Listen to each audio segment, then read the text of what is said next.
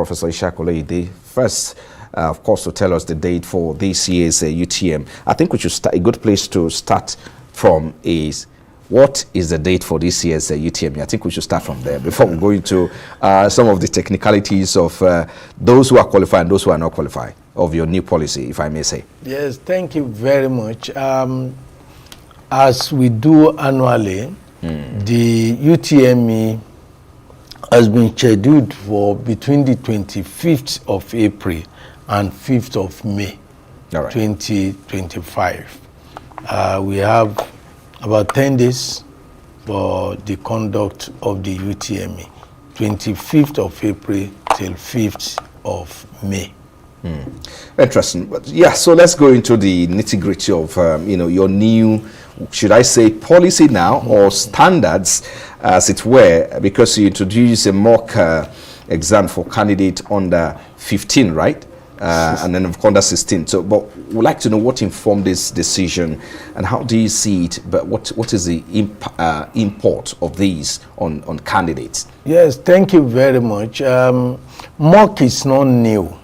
We started mock since 2017.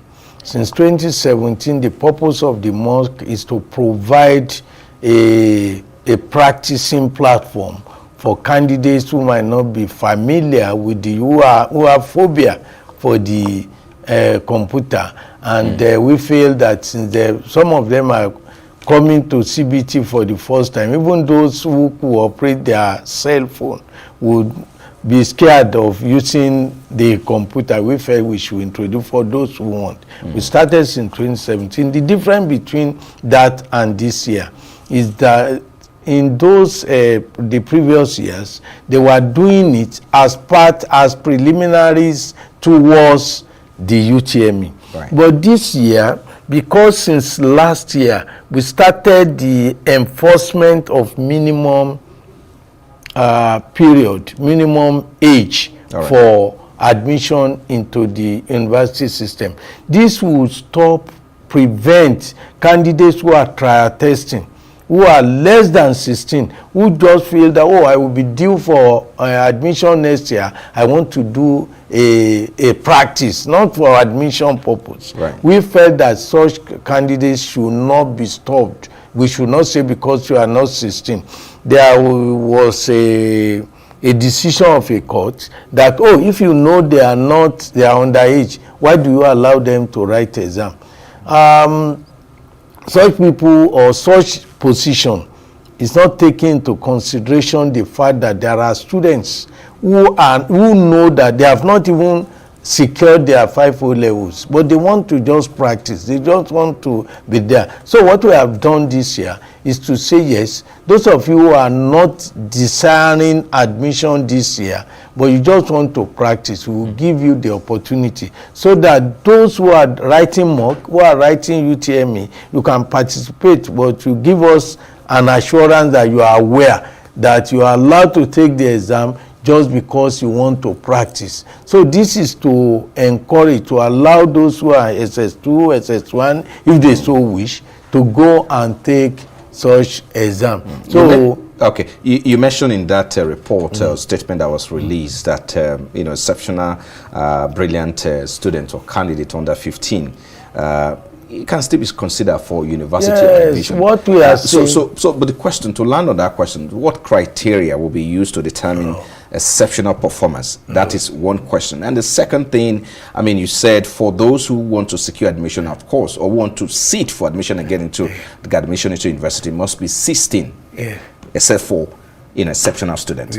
So, but some parents are of the belief that age restriction, should be reconsidered, arguing that intelligence should outweigh age. So, how do you respond to such argument? Yes. Parents who have such argument that my children, they are brilliant, so why should age be a factor? The question is, who is the parent who will say my child is not brilliant?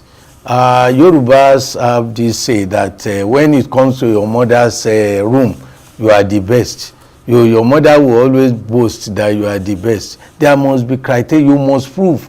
We believe that age has a lot to do in maturity in terms of what you do. Age, you cannot discard age. Otherwise, you wouldn't even be prescribing that before you can be a local government chairman, because you wouldn't have been prescribing. You could have said a child of 5 or 10 could go.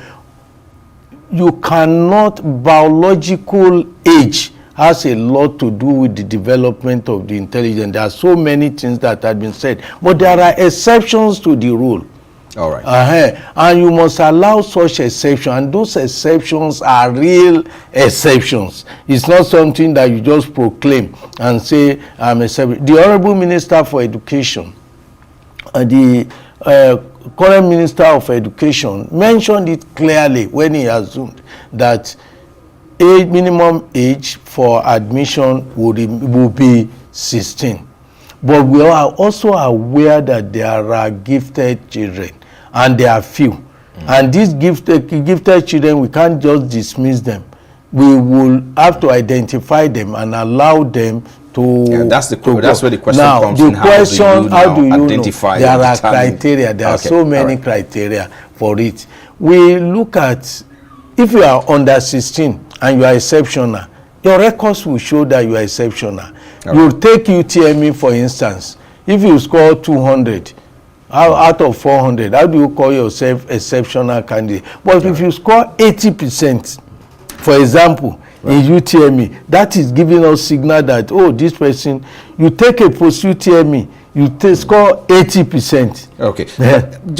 Prof, because of our time, data mix-ups have been a major challenge in UTME registration. How does JAMB intend to, tackle this issue? There is no, because some people say, look, my name is missing, or my name is mixed up somewhere. This is not my the true, the true picture of my result and all of that. So how do you address that? No, there's not. Nobody can say it, can even allege that mix-up is from JAMB.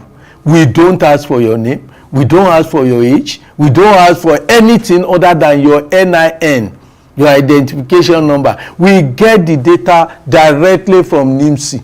So when you come to register, we didn't ask of your name. How we can't misspell your name.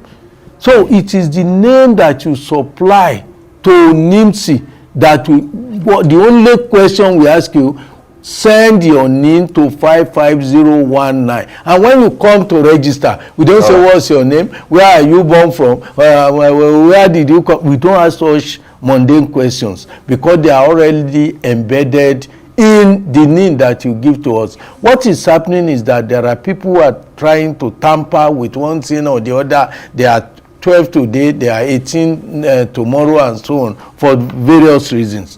But our own position is this: if you change your date of birth, or you change your name, or you change anything after going now, you can't go back to your primary school and say, I changed my date today, give me another certificate. The day you register with JAMB, whatever NIMSI gives to us about you on that day, that's what we work with. If you change your name, go and do affidavit and continue to say, hi, who used to be this, I'm now this. You cannot come back to us to say you want to change your date. If you change it even with NIMSI, you continue with it. So what we are saying in effect is that age 16 is the minimum. Anybody who is not 16 by September 2025 will not be qualified for admission into